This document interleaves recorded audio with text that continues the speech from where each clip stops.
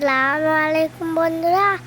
আজ চলে এলাম আবার একটা নতুন ভিডিও নিয়ে নিয়েছি বাদাম, পেঁয়াজ, আদা, রসুন, 1 প্যাকেট পোস্ত। সব ভালো করে মিক্সারে পেঁচে নেব। চলো এবার রান্না করি। কড়াই নিয়ে নেব তেল।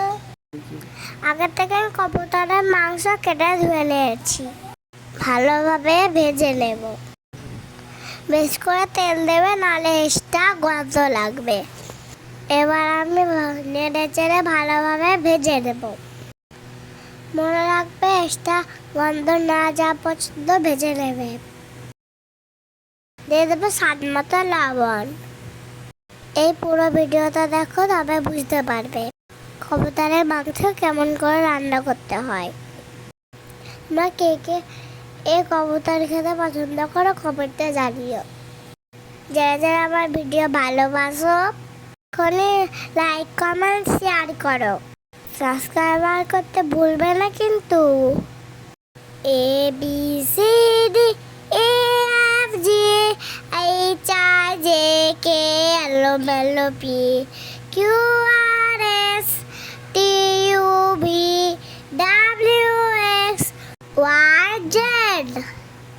কবুতরের মাংস রান্না করার সময় কিভাবে মশলা ব্যবহার করতে হয় এই ভিডিওটা দেখলে বুঝতে পারবে কখন কোন মশলা দিতে হবে।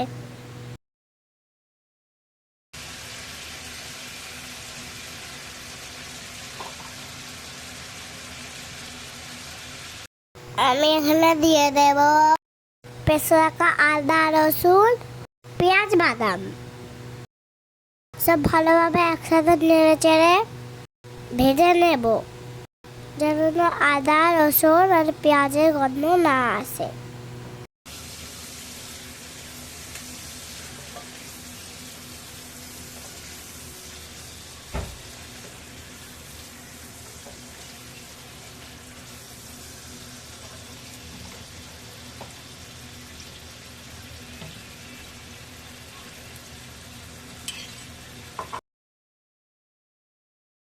এবার আমি দিয়ে দেব লঙ্কার গুঁড়ো আর দিয়ে দেবো 1 চামচ জিরে গুঁড়ো।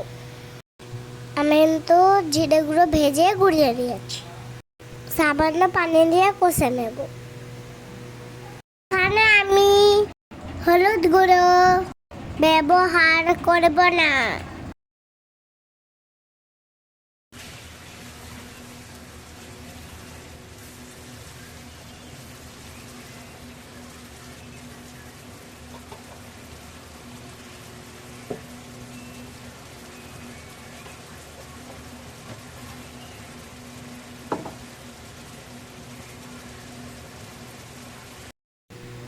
আমি দিয়ে দেবো সামান্য গরম মশলা, সামান্য ধনে গুঁড়ো।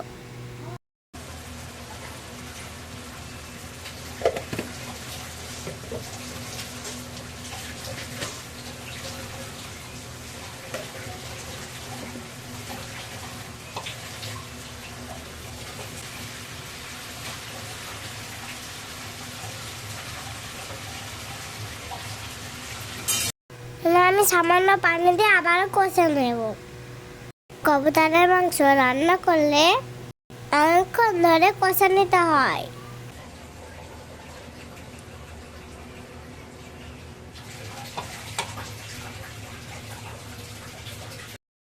রান্না হয়ে আসছে। ভিডিওটা দেখেই বুঝতে পারলে কবুতর কিভাবে রান্না করতে হয়। দেখতেই পাচ্ছ রান্না হয়ে গেছে। এবার আমরা নামিয়ে নেব।